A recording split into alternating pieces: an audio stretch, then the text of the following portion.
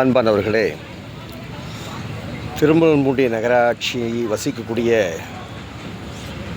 வாக்காளர் பெருமக்களே, உங்களுடைய நல்லதை விரும்பும் முருகானந்தன், நல்லதை விரும்பும் முருகானந்தன். இப்போ நீங்கள் பார்த்துட்ருக்கீங்க. ஆமாம், இந்த சாக்கடையில் தண்ணி தேங்கி நிற்கிது. ஆமாம், பாருங்கள், ஃபுல்லாக தேங்கி நிற்கிது, முழுக்க தேங்கி நிற்கிது. எங்கள் அம்மாபாளையத்தில் இது மட்டுமல்ல, பெரியபாளையம் சாலையிலையும் இதுபோல் தான் தண்ணி தேங்கி நிற்கிது. இதை நானே பார்த்தாச்சு. அப்போது சாக்கடை இப்படி தண்ணி தேங்கிறதுக்கு என்ன காரணம் அப்படின்னா, வருஷத்துக்கு ஒரு முறை வந்து அதில் சேரக்கூடிய மண் இல்லையா, அந்த மண்ணை வந்து அகற்றணும். மண்ணை அகற்றினா தான் தண்ணியானது எளிதாக அந்த சாக்கடை வழியாக செல்ல முடியும். அப்போது மண்ணை அகற்ற வேண்டிய வேலை யாரோடது? திருமூர்த்தி நகராட்சி சேர்ந்தது. ஏன் அவங்க இன்னும் அகற்றாமல் இருக்காங்க? இப்போ இதனால் என்ன ஆகும்? இந்த பகுதியில் இருக்கக்கூடிய கடைகள் வைத்திருக்கக்கூடியவர்கள் எல்லாரும் பாதிக்கப்படுறாங்க. சுகாதாரம் பாதிக்கப்படுது, கொசு வருது.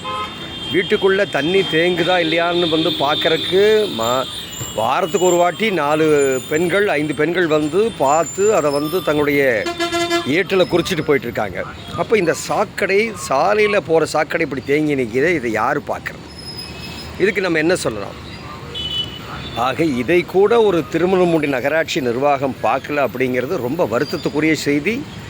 என்ன பண்ணிகிட்ருக்காங்க அவங்க? அது என்ன திருமூர்த்தி நகராட்சின்னு ஒரு 5000 கிலோமீட்டர் சுற்றளவா? மிஞ்சி போனால் ஒரு 4 கிலோமீட்டர் சுற்றளவு. அதில் 27 வார்டு மெம்பர்ஸ் வேறு.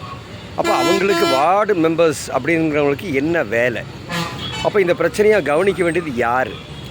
அப்போது நகராட்சி நிர்வாகத்திட்ட சொல்ல வேண்டிய கடமை யாருக்கு சேர்ந்தது? அப்போது இதெல்லாம், அதாவது முன்பே திருமூர்த்தி நகராட்சியில் திருநாய்கள் தொல்லை பயங்கரமாக இருக்குது. அப்புறம் குப்பை பிரச்சனை பயங்கரமாக இருக்குது.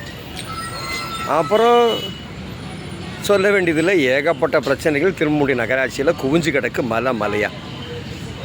அதெல்லாம் கூட ஏதோ ஒரு வகையில் சரிங்களா. ஆனால் இப்படி சுகாதாரம் மட்டுமில்லை, தண்ணீர் தேங்குச்சுன்னா என்ன ஆகும்? மலேரியா வரும், டெங்கு வரும், ஏகப்பட்ட விஷக்காய்ச்சல் வரும், சுகாதாரம் பாதிக்கப்படும். ஒட்டுமொத்த திருமூர்த்தி நகராட்சியே சீரழிஞ்சு நாசமாக போயிடும்.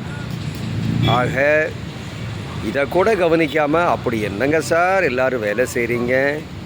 ரொம்ப கஷ்டம் சார். 1000 ரூபா கொடுத்தா ஓட்டு, போன தடவை போட சொன்ன மாதிரி இந்த வாட்டி 2000 ரூபா கொடுத்தா ஓட்டு போட்டுருவாங்கிற தைரியத்தில் இருக்கீங்களா? இல்லை 3000 கொடுத்தா மக்கள் மயங்கிடுவாங்கிற தைரியத்தில் இருக்கீங்களா? மக்களே, கணக்கு போட்டு பாருங்கள். 5 வருஷம் வெறும் 3000 ரூபாய்க்கு நம்ம ஓட்டை போட்டுட்டு 5 வருஷ காலம். அப்போ ஒரு நாளைக்கு 30 பைசா, 25 பைசா 30 பைசா கணக்கு. அப்போ நம்ம எல்லாம் பிச்சைக்காரன் இல்லையா? 30 பைசா டெய்லி 30 பைசா நமக்கு போட்டால், நம்ம ஓட்டை அவங்களுக்கு போட்டோம் அப்படின்னா நம்ம பிச்சைக்காரங்களா இல்லையா? யோசனை பண்ணுங்கள். இதுக்கு மேலேயும் நம்ம இதை பொறுத்துட்டு இருந்தோம்னா சங்கடம். அதனால் இந்த முறை இனி வரக்கூடிய அந்த தேர்தலையும் யோசனை பண்ணி யார் பொறுப்பாக வேலை செய்கிறாங்கன்னு பாருங்கள். பொறுப்பு இல்லாமல் வேலை செய்கிற யாராக இருந்தாலும் சரி, அவர்கள் எந்த கட்சியாக இருந்தாலும் சரி, தூக்கி எறியறதுக்கு தயங்காதீங்க. தயங்கினீங்கன்னா நம்ம வாழ்க்கை நரகமாக போய்டும். இதுக்கு மேலேயும் இதை பொறுக்காதீங்க. இப்படி எல்லா வகையிலும் இவங்க பாதிப்பாங்க. 3000 ரூபா பணத்தை கொடுத்துட்டு நம்மளோட ஓட்டை வாங்கிட்டு போயிடுவாங்க இல்லையா? வெக்கமாக இல்லையா நமக்கு? நம்மளே என்ன பிச்சைக்காரங்களா? தயவுசெய்து சிந்திங்க. இந்த டிச்சு பிரச்சனை, இந்த சாக்கடை பிரச்சனையை என்ன பண்ணுறாங்கன்னு பார்ப்போம். என்ன தான் நடக்குதுன்னு பார்ப்போமே. உங்களுடைய நல்லதை விரும்பும் முருகானந்தன், அம்மாபாளையத்திலிருந்து.